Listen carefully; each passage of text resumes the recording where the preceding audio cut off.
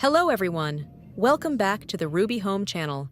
You're watching a video about 4 simple and helpful tips to make old clothes look neater, more sophisticated, and more stylish. Now, let's start with tip number 1. Turtleneck sweaters are very warm, but sometimes the high neck can be uncomfortable, stuffy, and restrictive to wear. First, we fold the collar down like this. Then, we use a needle and thread in a contrasting color like this. Starting from the middle of the collar, we sew basic stitches like this.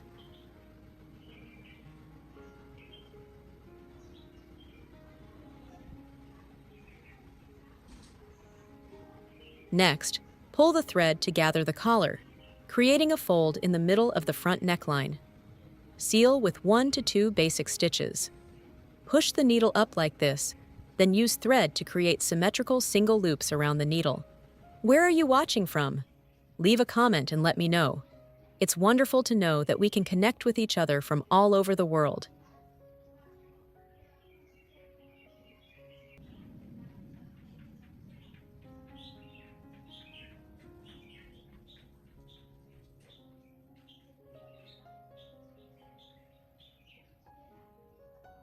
After reaching a certain point, we thread a bead onto the needle.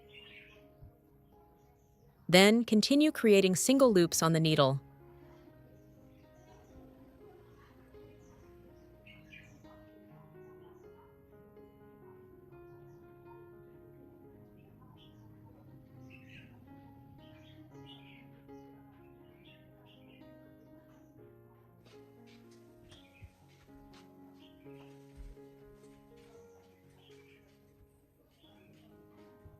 Now, thread the needle through the loops of thread around the needle like this.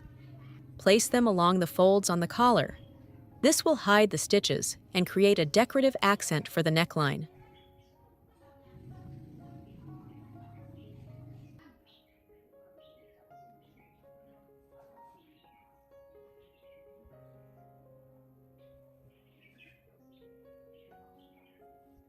Finally, secure the thread and trim off the excess. The collar is now more airy and comfortable to wear, and the sweater looks much more stylish and sophisticated. And when the collar looks neat, the sleeves are the next part we can refresh.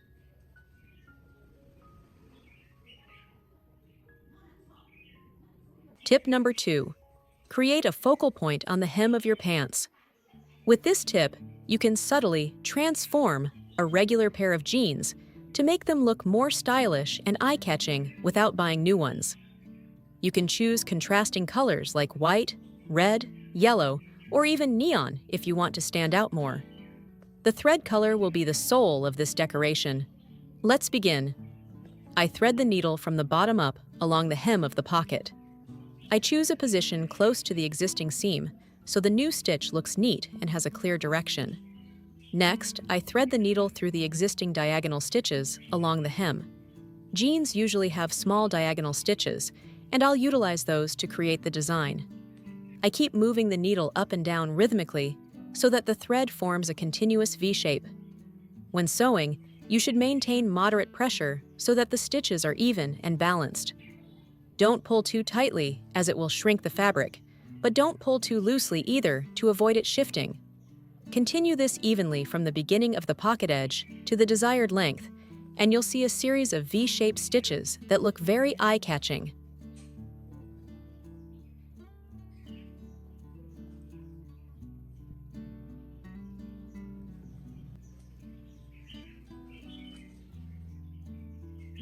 Once finished, turn the jeans inside out, secure the thread with a small knot, and cut off the excess thread.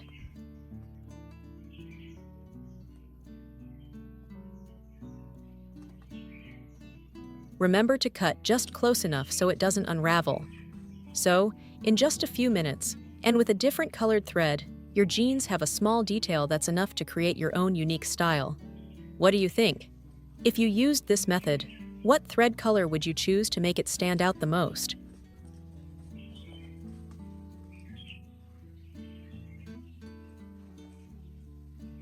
Tip number 3. Repairing a torn stuffed animal. Here's a stuffed animal with a torn back. These kinds of tears, if left for too long, can easily cause the stuffing to come out, making it look unsightly and potentially damaging it further. Therefore, I'll fix it early to preserve the original shape of the bear. I start by inserting the needle into the bottom of the tear, which is the deepest point inside the rib. Doing this hides the knot, so it won't be visible from the outside. Then, I bring the needle up one edge of the fabric and then insert it down the other edge. I sew from right to left, alternating between bringing the needle up and down from one side to the other. This sewing method helps the two edges of the fabric gradually close together. I continue this evenly until I've sewn the entire length of the tear. Once I've finished one stitch, I gently pull the thread straight. At this point, you'll see the two edges of the fabric automatically fit together neatly, almost disappearing the tear if you work evenly.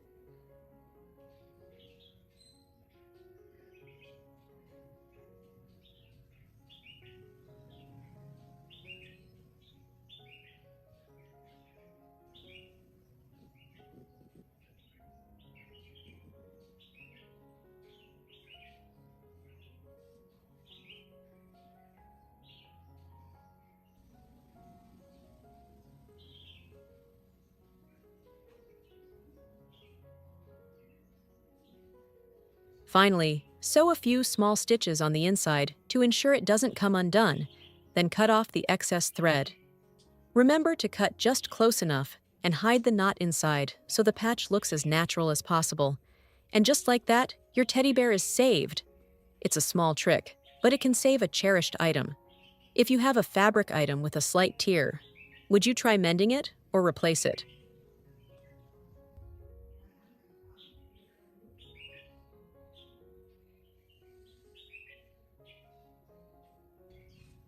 Final tip: creating a detail on the sleeve.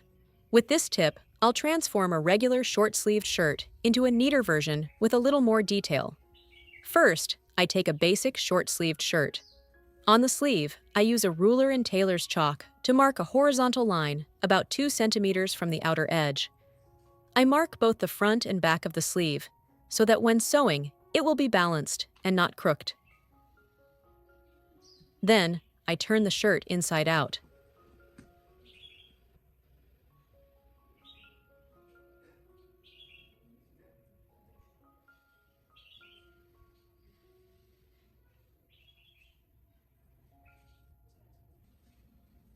On the inside, I continue to mark a vertical line about 2 centimeters from the edge of the sleeve inwards.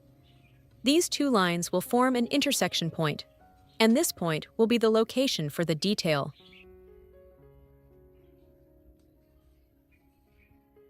Next, I use a needle and thread to sew along the horizontal line I marked earlier, securing the sleeve to create a neat fold. When sewing, remember to use even stitches and apply moderate pressure so the fabric doesn't wrinkle.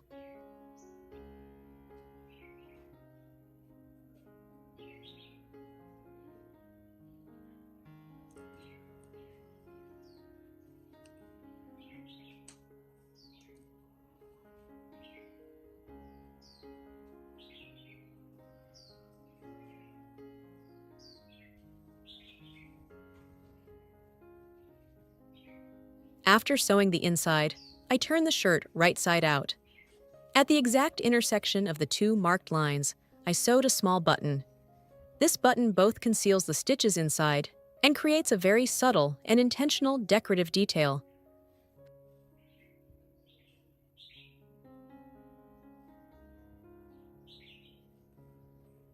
Finally, I tied a knot on the inside, trimmed the excess thread, and finished.